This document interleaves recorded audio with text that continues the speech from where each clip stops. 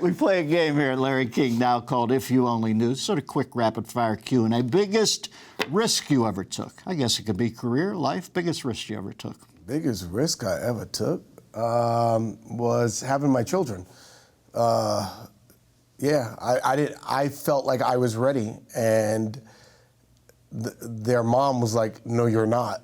And so for years I was just like, "Let's just do it. Let's just do it." And I just had this feeling that they were going to turn out to be these great little things, and it's one of the greatest things I ever did. It was a big risk because we didn't know if you're never really ready for children. But I think that was the greatest risk I ever took. Risk reward. Yeah. I read, as I researched, that message to your daughter on her birthday. That was beautiful, brother. You're an eloquent father. I'm expressive, and I want my kids to be more expressive like I'm expressive. And they're just maybe it's the half Japanese in them. They're just not as expressive. But when they do it, like my son, like Father's Day, he wrote #HFD. I said, Houston Fire Department? That's Happy Father's Day. You better write the whole damn thing out, like HFD. But my daughter, one time she wrote me this card, but instead of writing the card, she actually sent it to me in a voice memo. And whenever I get lonely, I play that, and it makes me get warm inside, and just to know that I did something right in this world. Well, listen, as that anagram LGBTQ gets more protracted, sometimes I find that maddening. But when I think about how rough it was on kids who were outliers sexually when I was a youngster. Yeah, man, and I think it starts, I think parents, it's unconditional love. We can't, you can't raise kids with conditions. Your love cannot be conditioned. When you have a child, I chose that child to be here. I didn't have to. That's a risk I took. And so for the rest of her life, no matter what they turn into, I love them. And I'll nurture them to be their best them, but your sexuality don't define you. It's so easy to see, but you can see how humans can get rigid and screwed up. Yeah, I know a lot of straight assholes. Yeah. Like, it doesn't matter. And I know a lot of really nice gay people. You know what I mean? It's like, it doesn't, really nice black people, really nice white people. But I'm saying your kid, all that should be swept out instantaneously. Right. When I hear those stories about, I couldn't tell my parents, what breaks your heart more? Yeah. Who else would you tell when you find out what your sexuality is? Person you'd most like to meet, dead or alive? Them, not you. Man, person I would most like to meet. Who'd you idolize, but man? dead, probably. Did you meet Richard? I met Richard. I met Richard Pryor. Do tell. He was sick at the time. And here's what I was left. Remember, I used to be up in the Comedy Store all the time. I was raised in the Comedy Store because my brothers did stand up.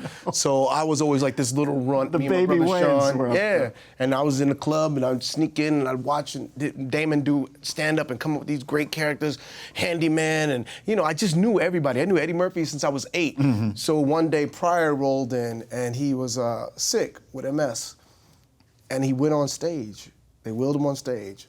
And I watched this man perform a really funny act with MS, and I thought, that's like the bravest, flyest thing I ever seen in my life, that you would go on stage and you're dying, like you're sick, but you're putting yourself out there and you're going, here's what's funny about my pain. And I thought that was the most beautiful thing I could see, and that's the thing that makes me, as a comedian, know that every time I'm on stage, the fact that I could talk about the worst things in my life, I'm gonna give you my pain and make y'all laugh at my pain. How great is that, man? The ultimate great cathartics, job. man. Yes, but the answer to your question is probably, I'd say Jesus. Am I talking to an atheist when I said that? No, I'm a Jesus. No, I think I'm a Christian. I couldn't tell when you talk to people nowadays. People say to me, "Do you believe?" And I go, "Yeah, I believe." I don't have it all dialed in, but I go once a week and sit there and pray to somebody. I call him Jesus because that's the way I was raised. But it seems so verboten now. Yeah, like man. people talk about it and they look at people like you're odd. I didn't know you're a Christian. Me, I'm like, I would say I'm Christian. I don't know. I don't really. I didn't even know what your upbringing was. My dad's Jehovah's Witness, and he's been trying to recruit me for like 46 years. And I'm like, look, man, I like Christmas. So that's got to be in the act. That's a great joke. I just love Christmas. I love the songs. I love it.